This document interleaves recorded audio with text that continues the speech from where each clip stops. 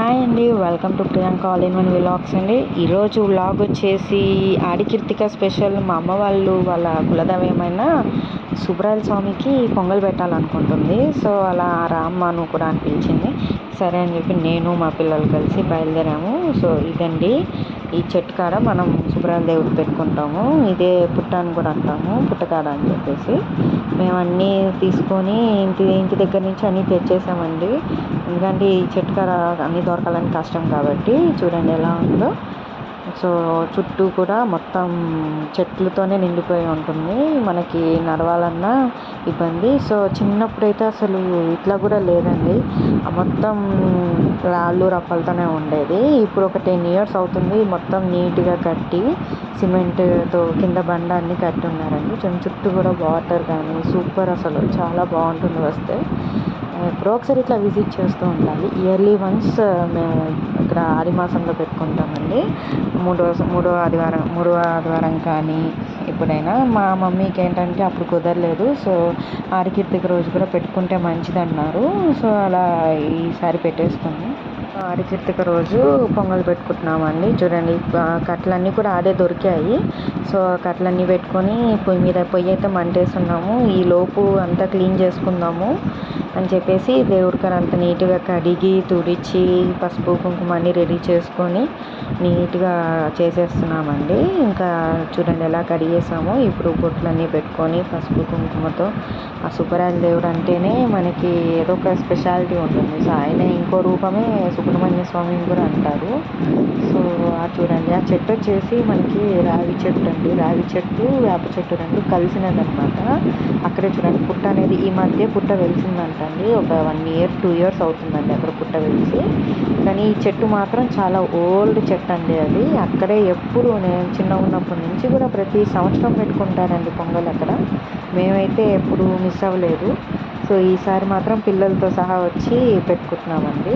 So చూడండి అన్నం అయితే ఉడికిపోవడానికి వచ్చింది పొంగలి. సో బెల్లం అన్నీ వేసి బాగా కలబెట్టుకుంటూ ఉంటే నిదానంగా, మనం పొయ్యి కాబట్టి నిదానంగా ఆపుకుంటూ బొగ్గున అట్లా ఆపుకుంటూ మంటేస్తూ ఉండాలండి.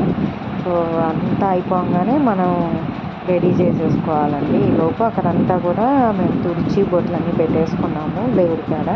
సో ఒక్కొక్క దేవుడు ఉంటారు కదండి ఒక్కో చెట్టుకి అన్నట్టుగా. ఈ చెట్టు కాడ మనం పుట్ట దేవుడు ప్లస్ సుబ్రాయల దేవుడు 2 దేవుళ్ళు ఇక్కడే ఉన్నారండి.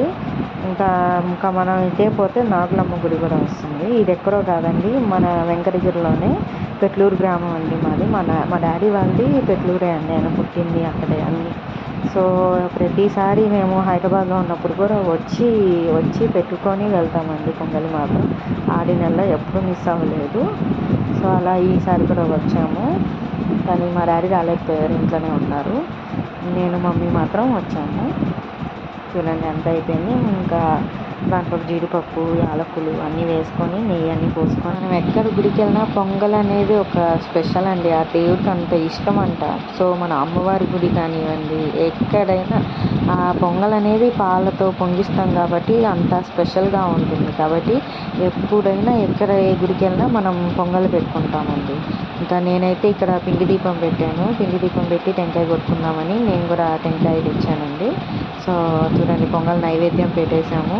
అంతా రెడీ చేసేసుకొని హారతి ఇస్తున్నాను. చూడండి ఫస్ట్ ఆయనకి సాంబ్రాణి పెట్టించి తర్వాత కర్పూర హారతి ఇచ్చేసి నీట్గా పూజ అన్నీ అయిపోయిందండి. అట్లా పుట్టదేవునికి ఎలా అయితే దారాలు కడతామో మేము కూడా అలాగే ప్రదక్షిణలు చేసుకుంటూ దారాలు కట్టామండి.